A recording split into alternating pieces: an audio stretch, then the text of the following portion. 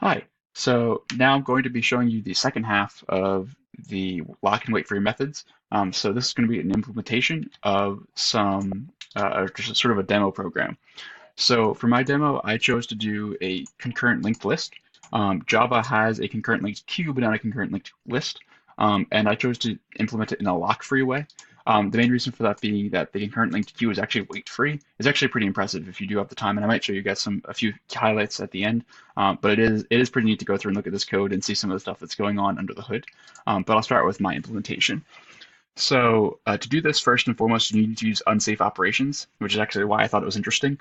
But it is, you're doing unsafe things, right? You're messing with pointers that the JVM doesn't like, and so you have to be careful. And so it does a few weird things. A lot of the weird stuff I got from the concurrent linked queue, and just from looking up a few different ways to do things. But that's all this unsafe stuff. So basically, I'll just show you one quick spot because it shows up in a few places, but you have to get an instance of unsafe, and then you use it to get offsets. So basically, if you think about your class as a struct, there's somewhere in memory, right? There's a head and a tail, which I just have as pointers up here, really. But it's finding the offset of them so we can do compare swaps with them later on. So my actual list operations are down here, but just real quick, there's a compare swap tail and a compare swap head. And these are pretty simple. These methods just wrap the compare swap code for me. But it compares the current tail with this and it swaps it with this if it's true. If not, it doesn't switch it and it returns false. And same thing for the head. And same thing, I'll actually start, I have a node class. Let's go down to that to start. And in my node class, same exact code right here. And then it has compare and swap. Oh, where is it? Oh, just with the next. And a compare and swap the item. So those two are really the main sort of places of contention. And this get unsafe method down here is just a way to access the unsafe variable. You're really not supposed to be doing this in Java. I think there's other ways to get it, compare and swap, but this is just the one I found that was quick and easy. I don't know if they've changed it or replaced it with newer ways, but you do have to use reflection to get at the unsafe variable. Um, okay, so now let's go down to the actual list operations. So I just chose a few simple ones, enough to sort of make this a motivational example. I didn't do the full list interface because it's a lot of stuff. Um, but so I have an add front, an add tail. Oh wait, let me turn off these. There we go. An add front, add tail, which is right here. And I'll go over these a bit more in depth. An insert size, contains, and an iterator.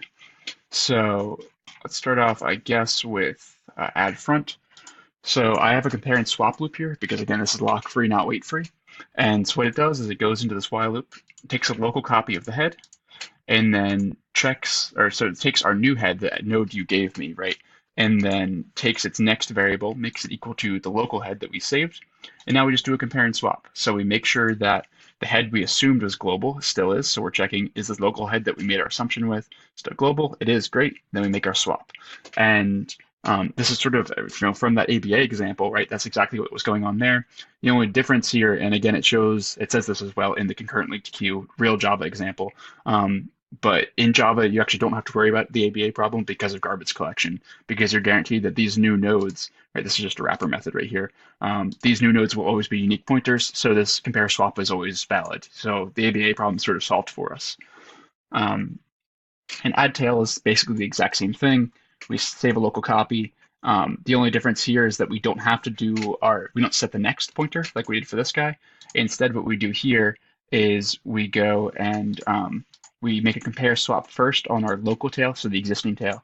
We can compare swap on this node for its next value to be our new value, and then we just compare swap with the global value or the global tail to move it up to here. And if any of them fail, so I did them in this order on purpose because if the local tail compare swap fails, it's not that big of a deal, right? Just the tail pointer's not moved up. And worst case, that someone else's compare and swap will fail, and it'll be okay.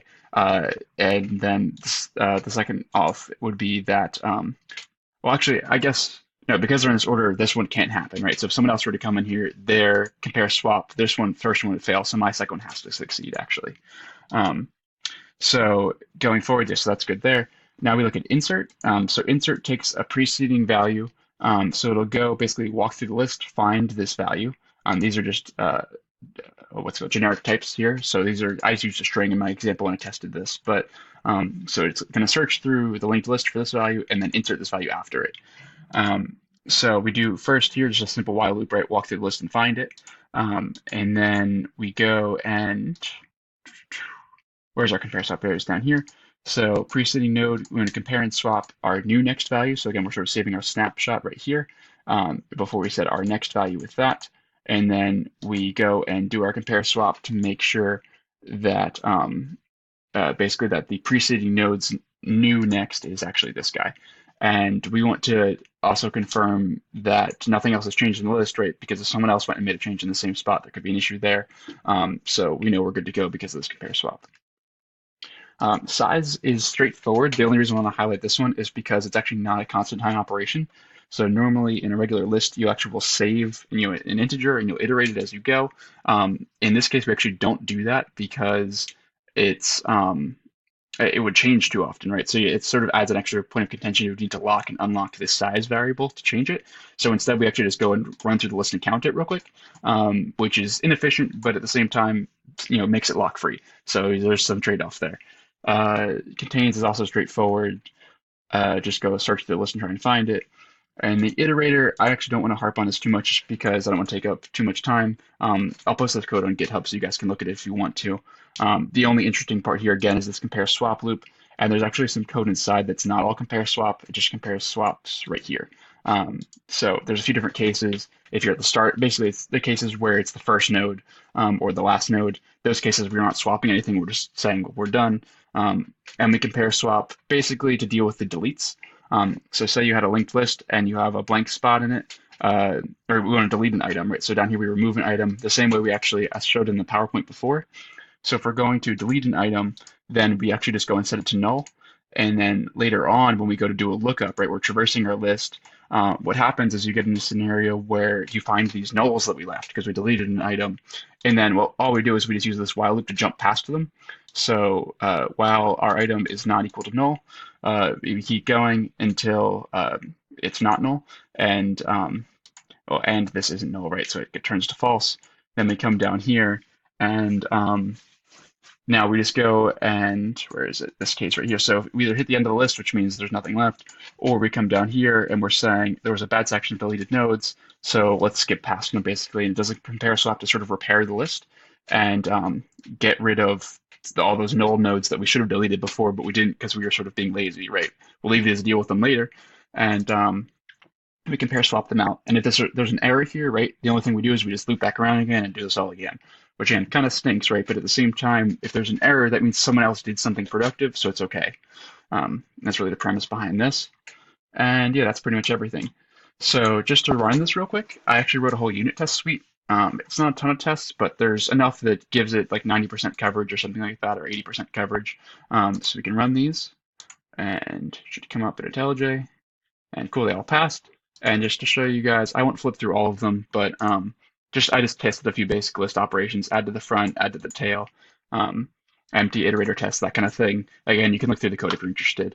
And then I also wrote one quick concurrent test as well.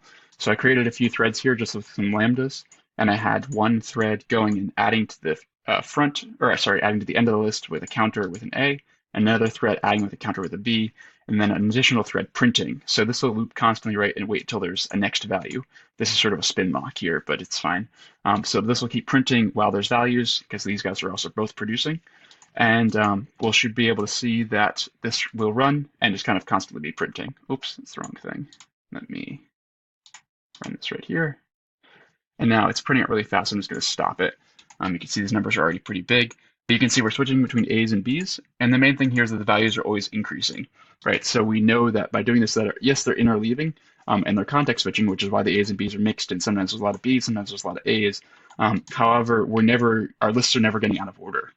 So that's sort of a good test there, showing that these interleaved executions of adding two different threads are working out okay. I let this run for a while, and it was kind of cool. There's no errors and like that, so it was cool to see that everything worked out. And I won't go over the concurrent linked queue, but I will.